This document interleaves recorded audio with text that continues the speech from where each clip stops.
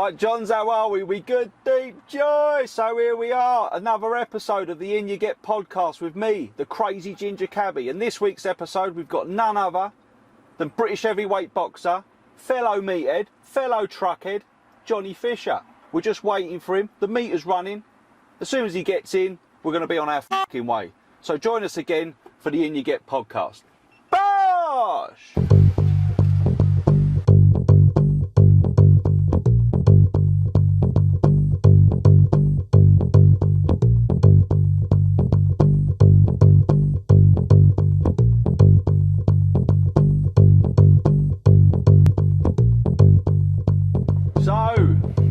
Johnny, Mr. Fisher, how are you, mate? I'm good, thank you, my friend. How have you been? All good? All very good, mate. So we just picked you up from a secret location. We won't tell people where it was. 007 style. Yeah, you know. Could you tell us exactly why you had to go and get an MRI scan? Just in that fight I had on the weekend, obviously, I was having not issues with my hand in the build-up, but just feeling a bit of wear and tear on it. Yeah, and I think you punched that body bag a bit too much and a bit hard, didn't you? It's the small pads and the small in the bags and stuff. It all takes its toll. Yeah. And I think the final straw was on that fight. I caught him funny in the second round. Yeah. He's got a hard-headed, a tough man, to be fair to him. So. Listen, we've got to get these things checked out because your hands are your tools, they're your weapons. So absolutely, got to keep them in tip-top shape. And I've got a little bit of rest now because of the old stitches in. So it's a perfect timing, really. If I was going to have a little rest or a little recovery period, now is a perfect time. Now's the time, yeah. So the cut on your eye, have you ever had anything like that in the past? Yeah, I actually did, but it was nothing. It was in a football match from my school. Someone's elbow sliced down my thing, and I had 30 stitches in that one, 15 inside and 16 outside, so 31 stitches. And this one weren't too bad. So to be fair though, that is some f***ing head, isn't it? Yeah, it's a big old meat. You're like me. I've got like the circumference in this cab. Yeah. I mean, probably the southern hemisphere. Yeah, mate. We've probably got the two biggest heads in it. We're truckheads, aren't we? Truckhead, yeah, fellow truck nuts. Like I said before, you've got the head of a Shar-Pei dog. Yes, a Shar-Pei dog. If you look down the back, you can see it. It's a perfect resemblance. But truckhead's not a bad thing. It's a good trait to have. Yeah, exactly. Yeah, no one's going to f*** with you. No, mate. So, boxing. Was it always going to be boxing, or was it going to be football, rugby, anything? I think everyone grows up playing football. A bit of football. My family's football mad. I played to a decent level. I played to district level. And district, yeah. Yeah. So won the Essex Cup twice with them boys, and played for my school. Yeah. Got some great memories with the football lads. Yeah. Played a bit of rugby in my time as well. Yeah. Exeter Uni. But boxing's always been that one since I was 5 or 6 years old. Gotcha. It's always been that constant throughout. Was it? Did your old man box when he was a kid or when he was younger? He did, believe it or not. He was a boxer. He boxed at the Repton, the Lion Boys Club as well, bit at West Ham. So he's been about. He knows his boxing, but when it comes to training and stuff, he leaves it to the team. He's not one of them dads. He's a very supportive dad. He's oaring. Yeah, but he don't tell people how things should be done, how training. He knows boxing is the domain of the boxing trainers, and he keeps it to himself. Let me tell you, the only boxes he's opening up nowadays are f***ing chicken pool ball boxes, isn't he?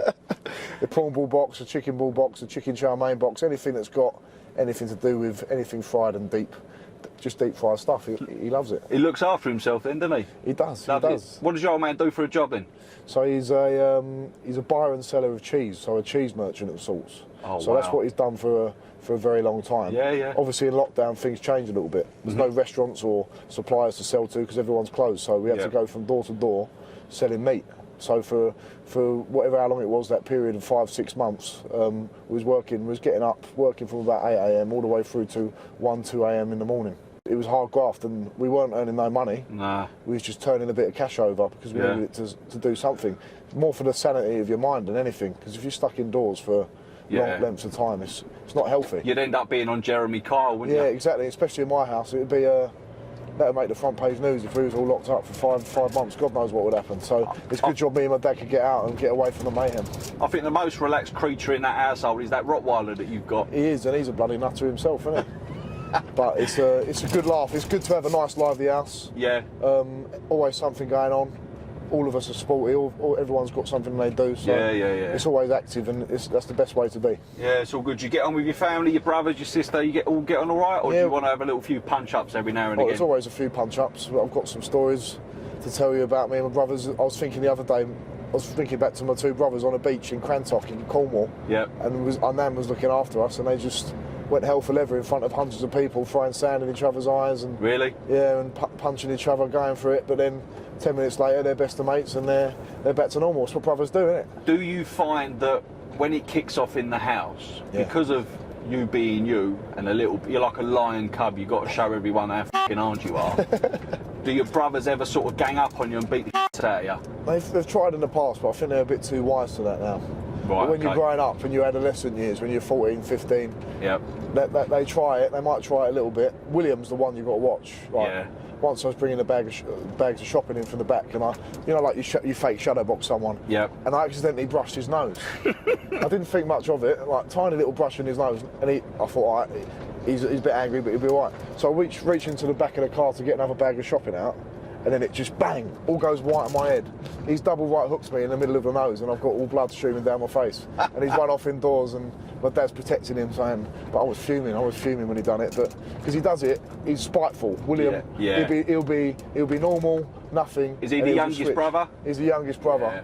He's got a mean streak in him. Yeah. He's big, lanky, 6'7" beanpole. But fucking Rodney out of Only Fools, isn't he? He is, and every week his trousers are a bit too small for him because he's growing still. But that's his claim to fame. Is like he's the only person in the world of boxing that's clumped his brother and knocked you down and he smashed me nose in. So fair play to him. He's got a set of bollocks on him. So, Johnny, 22 years of age. You look 52. Yeah, I do. However, my advice to you, mate. Yeah. All right, and I've said this to you before. I know what you're going to say. Do yourself a fucking favour, stay away from the birds. Do not get... I don't mean go the other way. Yeah. What I'm saying is just don't get a bird. Listen, if my dad was here and sitting in here, he'd be saying he can't get a bird anyway. I know what he'd be saying. Yeah, because he's fucking lunging and plunging them all. He's like little Bristol nights out, isn't he? My mum's getting a bit jealous, I think. All these women coming up to him, getting pictures done with him. He's loving it. He's lapping it up. Your mum's going to have to sort herself out some fucking sexy lingerie. Oh, and just don't. You put horrible thoughts in my head. You're putting horrible thoughts in my head, mate. Oh. Let's change the subject quick. Well, listen, to be fair, talking about me personally, thinking about like your parents getting up to no good. Oh. When I was a kid, I walked in on my mum and dad, and I think my mum was gnawing my dad off.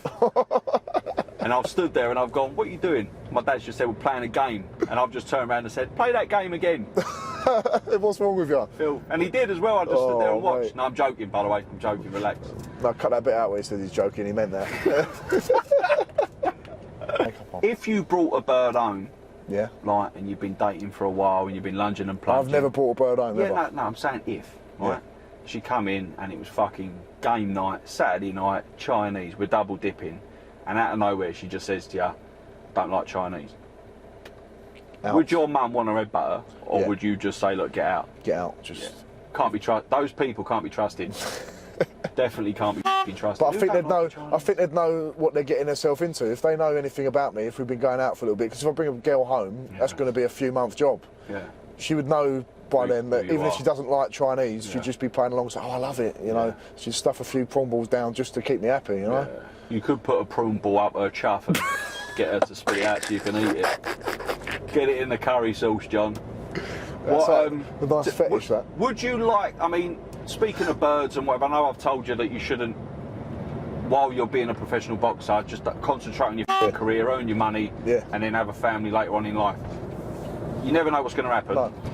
Would you prefer to have someone in the celebrity world to be, like, plundering into, or, like, for the OK magazine stuff, or would you prefer to have someone, bit of a not a plain Jane, but someone that literally doesn't know who you are, and don't really give a who you are? That's what I'd like. But I've heard a statistic somewhere. Statistically, you've met the person you're going to marry before the age of 21, 22 anyway.